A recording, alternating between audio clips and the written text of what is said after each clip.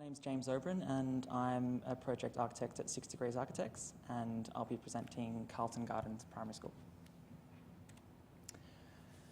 6 Degrees acknowledges the Wurundjeri Woi-wurrung people as the traditional custodians of the project site, and we acknowledge that country holds all knowledges, histories, memories alive, and that we have a responsibility to take care of it. We pay our deepest respects to elders past and present. So the project site is located 1 kilometre north of the CBD, with Rathdown Street running north-south, Carlton Gardens across the road, with the Melbourne Museum and the World Heritage listed Royal Exhibition Building to the southeast. The school brief was to maximise the density of classrooms, whilst maximising the retention of open space to be retained for play and landscape. The VSBA brief was to increase the school capacity from 250 to 500 students, and the student brief was to make it out of pink Lego.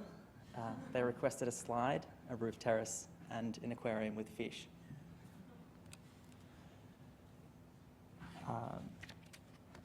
So the existing site presented 2 immediate constraints that would steer our response.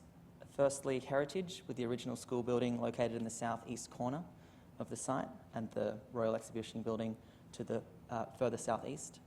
And secondly, siting, with close proximity to our immediate, the existing buildings on site and the immediate neighbours to the west, just across the lane. We were fronted with some strict fire safety challenges to overcome.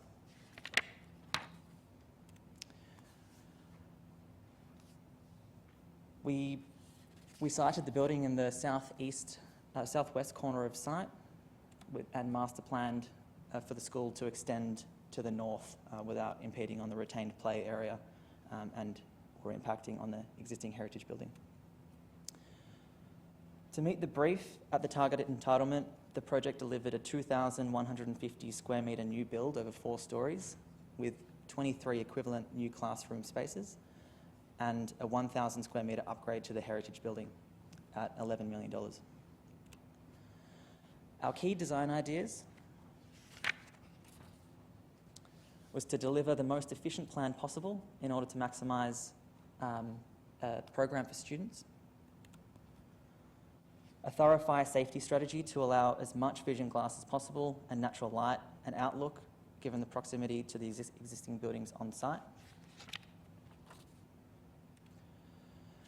to integrate a new bridge link to enable the first floor of the heritage building to become accessible, where previously the stairs were the only means of access to the first level.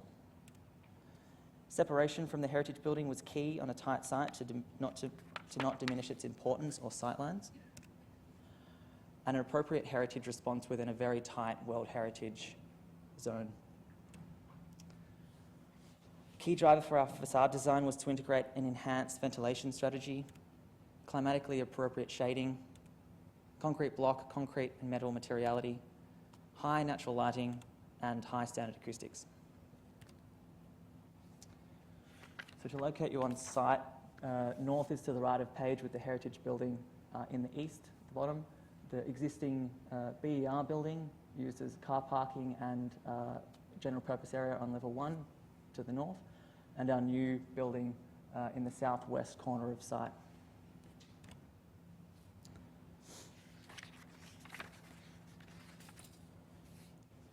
On ground, you can see the insertion of a double-loaded column grid with a large undercroft area to be used by the students for all-weather play, and level access integrated between the new building and the heritage building.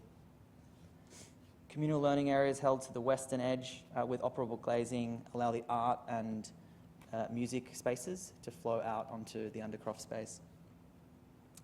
Fire-isolated stairs located at each end of the building with the DDA access lift in the centre of plan. On level 1, you can see 2 bridge links positioned for access to the BER building at the north, which is the general purpose area for the school, and to the east, providing access to level 1 of the heritage building. And lastly, you can see a slide integrated at the southern end of the building from a naturally ventilated stair landing to ground for the students to use. The corridor is fully glazed, which enables good light throughout the day for all classrooms, and the operable doors enable good natural ventilation across the plan.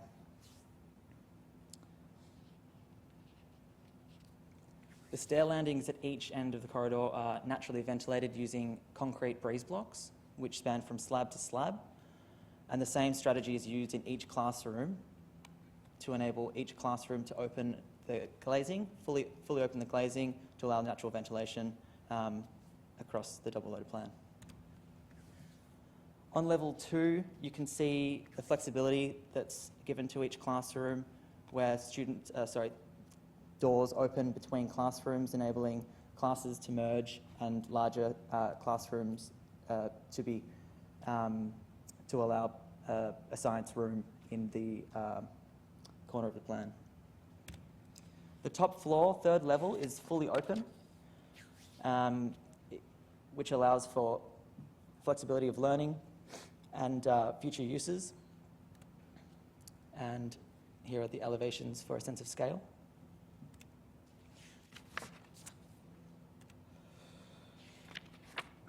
Moving through, you can see our use of concrete breeze blocks to the circulation at the northern end here for the naturally ventilated stair landings, and key facade strategy on the north there, allowing the natural ventilation throughout the classrooms. The undercroft space, you can see, is incredibly successful with the students playing down ball and the bridge link up to the top left of page for the access to the heritage building. The slide integrated at the south of plan from level 1 to the sandpit on ground, and a detailed shot of the tactility of the concrete breeze blocks, play of light and tactility as the students exit the stairs into the classrooms. Classroom spaces are naturally lit and have good access to views all around the building, and a good control of sunlight with the external shading strategy. It's a shot through from classroom to classroom, showing the play of light across the corridor and access to cross-flow ventilation. This is a shot from the stair landing on level 1, looking across the balcony onto the play space and Carlton Gardens beyond. The art room on ground, highlight windows from the west, with showing the classroom spaces spilling out onto the undercroft on the left. Another shot of the undercroft.